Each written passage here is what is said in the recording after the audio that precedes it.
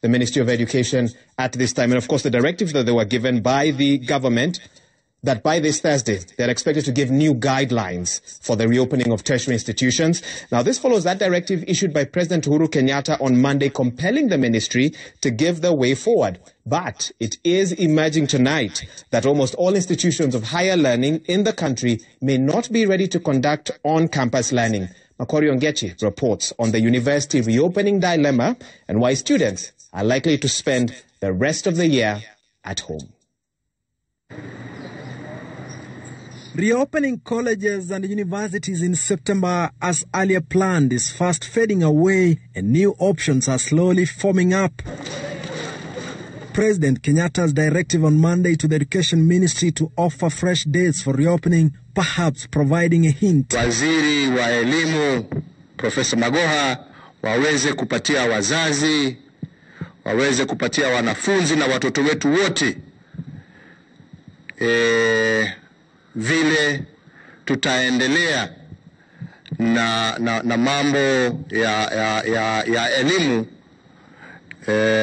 tukisonga mbele. Citizen TV has learned that following that directive, the National COVID-19 Education Response Committee is still digressing and looking at various options and should deliver a fresh announcement on Thursday. Top of their concern is that despite universities and colleges being directed to prepare and work on the health protocols to reopen in September, preliminary reports indicate that just a few or perhaps none of the institutions are ready to receive learners, as revealed by Education CS Professor George Magoha last week. The Ministry of Education docket has not cleared any university to reopen.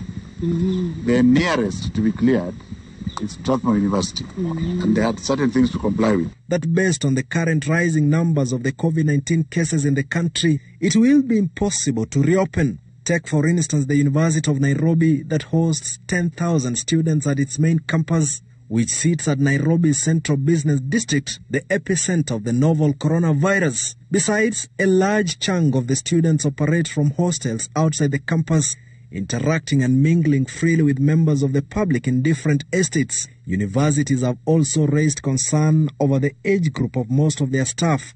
At the University of Nairobi, the Vice-Chancellor saying most professors have hit 70 years and above, a group that has been mentioned as most vulnerable to contract the virus. Online teaching is a fail. But even so, lecturers are now opposing plans to conduct online lessons. The University Academic Staff Union Secretary General at the University of Nairobi, Dr. Richard Vosire, a lecturer of political science and public administration, is concerned that in his classes, just like those conducted by other professors in the post-corona period, less than 40% of the registered students have logged in to follow lessons once in a while. You cannot just test a piece that you had already covered before the COVID, closed down.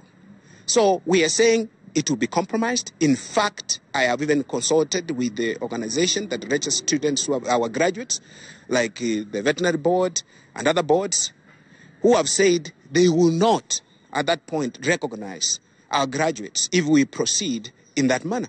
Only yesterday, the University of Nairobi Vice-Chancellor Professor Kiama Gitahi mentioned that the varsity will not reopen its doors for students anytime soon, indicating both the admission of first years and the graduation ceremonies for this year will proceed online, with the students joining expected to begin their studies online.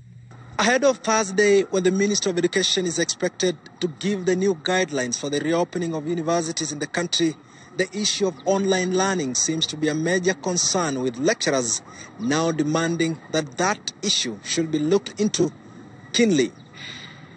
Makori Ongechi, Citizen TV, at the University of Nairobi.